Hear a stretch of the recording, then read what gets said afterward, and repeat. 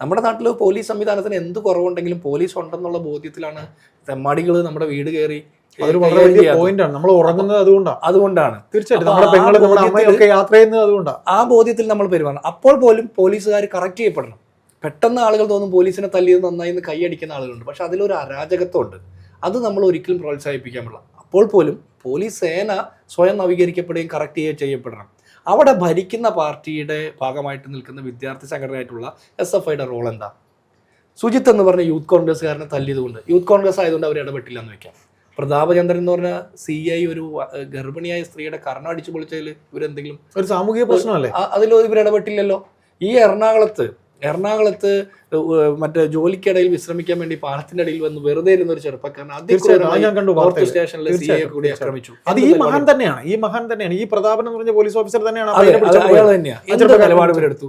SFIയുടെ ജില്ലാ വൈസ് പ്രസിഡന്റിന്റെ മുട്ടടിച്ചോടിച്ച മധു ബാബു എന്ന DYSPക്കെതിരെ SFI സമരം ചെയ്തോ?